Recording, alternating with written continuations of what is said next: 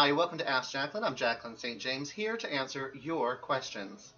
Today, this question is from Dennis from Canada, and he asks, Dear Jaclyn, I dated a guy for 5 years. He told me he would get out of his relationship with the guy he was living with for 10 years.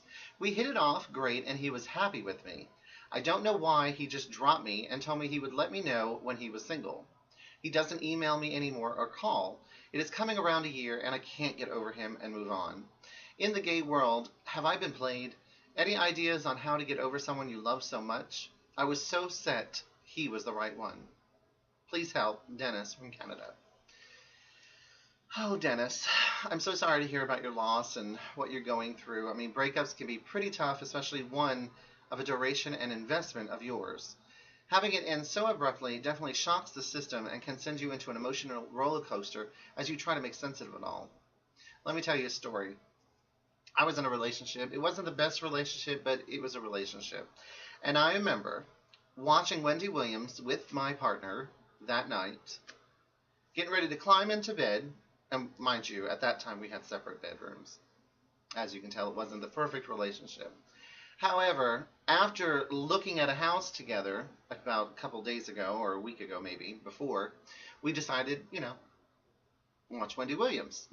So anyway, we're still watching Wendy Williams, and it was over, and I went to bed. And as I was getting to bed, he wanted to talk. Yes. I was then told that my husband, or not husband, sorry, boyfriend, would be moving out on his own. Yes. And I had 28 days, it was February, 28 days to find myself a new life, a new partner, a new house, a new place to live, everything. So I know what you're going through.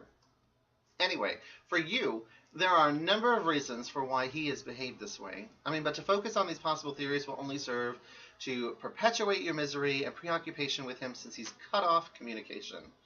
Because of the fact you will never get the hardcore truth of his motivations, and to fill in the blanks yourself tends to feed obsessive thinking because there is no evidence to truly back this up. Your energies will be better spent on identifying the lessons learned as having been a part of the duo, and to promise yourself moving forward that you will never become involved with someone who has already partnered or married. Now, I myself have never been down that road where I was involved with someone that was already partnered. But even if he says he's in the process of breaking up with his second half, don't do it. This is a huge dating trap because you end up emotionally investing in someone who is not physically or emotionally available. You'll likely never end up being a priority, and you'll feel that on a daily basis. There's nothing worse than being alone in a relationship. Trust me, I know. Remember, you deserve to be with someone who is enthusiastic about being with you and who reciprocates your love in a committed and consistent way. You're grieving now, and there's no set formula for how to get over someone. Everyone grieves in their own way and at their own rate.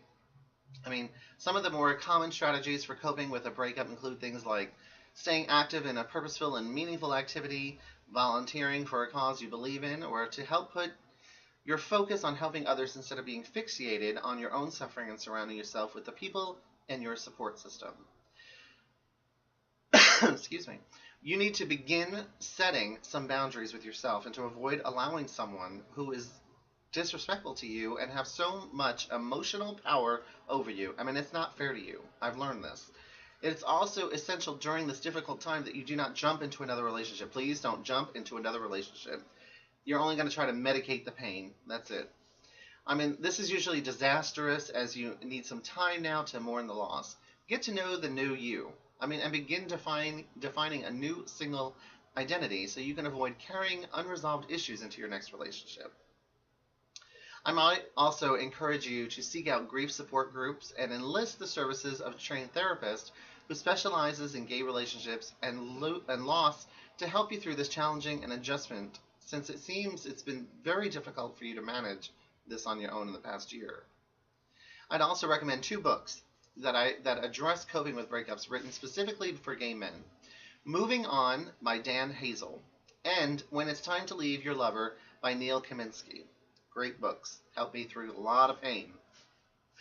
So take good care of yourself, my friend, and work hard to focus on strengthening your resilience so you can boost your quality of life and attract someone who is worthy of you and available to become welcomed into your heart. All the best, my love. I'll see you next week with a new answer to your questions. Bye for now.